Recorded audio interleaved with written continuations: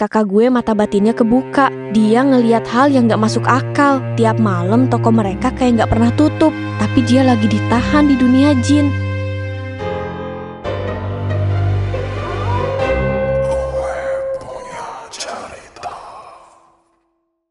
Peringatan, animasi ini dibuat dengan tujuan sharing pengalaman pribadi sang pengirim cerita.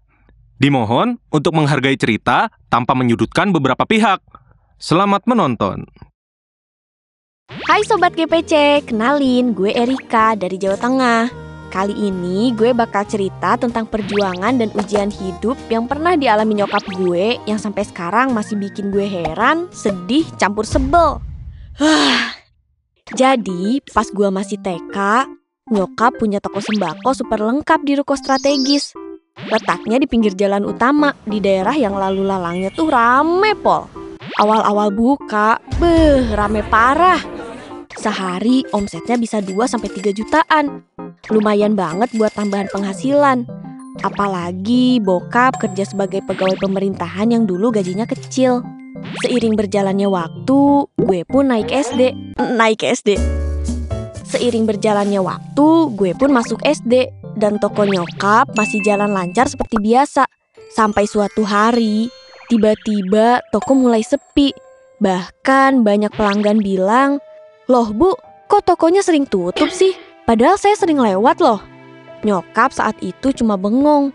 Karena ini toko buka terus sampai kiamat. Dan nyokap selalu standby di toko. Aneh banget. Kayak ada yang nutupin toko itu dari pandangan orang-orang. Awalnya nyokap cuek. Soalnya beliau bukan tipe orang yang percaya hal-hal mistis. Tapi lama-lama mulai curiga. Ada satu orang, sebut aja dia Endah. Awalnya dia baik. Bahkan bisa dibilang SKSD gitu. Tapi belakangan ini berubah total dan nunjukin warna aslinya. Endah jadi judes dan sinis ke nyokap. Padahal anaknya satu kelas sama gue. Suatu malam, nyokap mimpi kecelakaan dan dijenguk banyak orang. Salah satunya si Endah. Di mimpi itu, Endah pakai baju pink, duduk terdiam dan tatapannya kosong. Pas bangun, nyokap nganggep itu bunga tidur aja. Beberapa hari kemudian, mimpi itu kejadian beneran in real life, gengs. Nyokap ditabrak anak SMA pas beli lauk. Tangannya cedera parah dan harus dioperasi karena tulangnya masuk ke sela-sela. Untungnya ada warga sekitar yang bantuin nyokap dan dibawa ke rumah sakit terdekat. Pas di RS, orang-orang penghuni ruko sekitar datang ngejenguk nyokap. Dan yang bikin merinding disco, si Endah datang pakai baju PINK, pink. Dan dia duduk persis kayak di mimpi nyokap. Gue gak ngerti itu kebetulan atau sebuah pertanda. Tapi dari situ, semuanya makin aneh. Setelah itu, toko nyokap makin sepi kayak kuburan. Bahkan nyaris bangkrut. Agak-agak masuk akal sih. Soalnya toko nyokap tuh paling lengkap. Bahkan orang-orang yang biasanya mampir cuma buat tuker receh, tiba-tiba gak ada satupun yang datang. Setiap pagi, nyokap nemu abu, pasir aneh, dan bungkusan pasir yang kalau dibakar meletup-letup. Tapi nyokap makin rajin ibadah. Tetap positive thinking, gak mau balas jahat, cuma kuatin doa dan sholawat. Bertahun-tahun berlalu, gue pun sudah duduk di bangku SMA. Setelah insiden itu berlalu, malamnya nyokap mimpi ketemu ular hitam masuk toko. Dan besok harinya, nyokap lagi naik kursi buat ngambil tutup panci di atas rak piring. Tapi karena gak seimbang, akhirnya nyokap jatuh dari kursi. Sialnya, posisi jatuhnya tuh ngenain tangan yang pernah dioperasi karena cedera waktu itu. Dipanggil lah tukang pijet ke rumah. Bagian tangannya gak bisa dipijet, kayak ada penghalang. Besoknya langsung dicek ke rumah sakit dan ternyata harus dioperasi lagi. Pas sebelum operasi, nyokap minta tolong ke saudara yang bisa ngeliat hal begituan. Tapi kata saudara karena masih satu darah, jadi gak bisa dibantu langsung. Cuma disaranin banyakin sholawat dan jangan putus doa. Dan puncaknya, baru-baru ini kakak gue mata batinnya kebuka. Dia ngeliat hal yang gak masuk akal. Toko mama ditutup sama sosok gede, hitam, matanya menyala. Makanya orang-orang lihat toko itu seolah tutup terus. Di dalam toko juga ada sosok lain.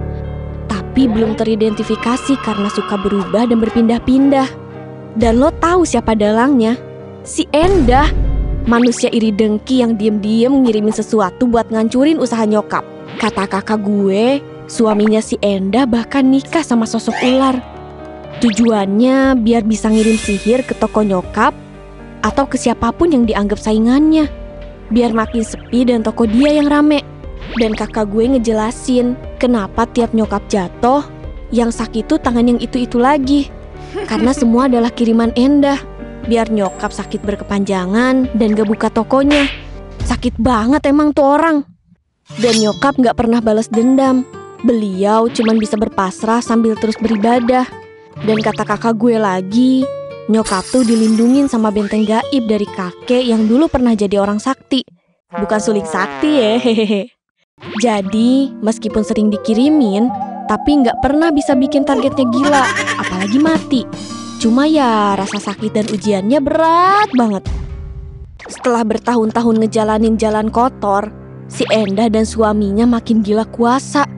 Toko mereka emang makin rame, tapi semua serba aneh. Kata warga, tiap malam toko mereka kayak nggak pernah tutup, tapi bukan manusia yang jaga. Dan makin hari, aura mereka makin gelap. Si Endah makin sakit-sakitan, kulitnya pucat, matanya cekung, dan rambutnya rontok parah, padahal masih muda. Balasan datang pelan-pelan kedua sejoli itu. Berawal dari suaminya yang kena batunya duluan. Suatu malam, suaminya jatuh pingsan pas lagi beresin stok barang. Langsung dibawa ke RS, tapi hasilnya nihil. Semua hasilnya normal, tapi suaminya gak bangun-bangun 4 hari. Kita sekeluarga kepalang sakit hati dan gak mau jenguk. Tapi kakak gue datang ke RS mau lihat kondisi aneh itu. Gak lama kakak pulang dari RS, dia bilang ke kita, dia bukan sakit medis, tapi dia lagi ditahan di dunia jin. Kayak tumbal yang belum lunas utangnya. Setelah koma 40 hari gak kunjung sembuh, suaminya Endah pun dinyatakan meninggal. Mayatnya aneh, lidahnya menjulur panjang kayak ular, dan matanya gak bisa ditutup. Sedangkan Endah kehilangan semuanya yang mereka perjuangkan dengan cara kotor itu. Dan badannya pun habis, sisa tulang aja. Pesan dan pembelajaran dari kisah nyokap, kalau orang punya hati bersih, sabar, dan gak balas kejahatan orang yang dijahatin, itu next level of berpasrah diri kepada sang pencipta. Dan pertolongan akan datang dengan sendirinya. Dan inget, doa orang yang teraniaya itu kayak pisau baru diasah alias tajam banget. Orang yang main kotor pakai hal gaib mungkin menang sesaat, tapi ujungnya bakal kena batunya sendiri. Sampai di sini akhir cerita gue. Semoga kalian gak ngalamin kepahitan di hidup ini ya. Sampai jumpa di video GPC selanjutnya ya. Bye-bye.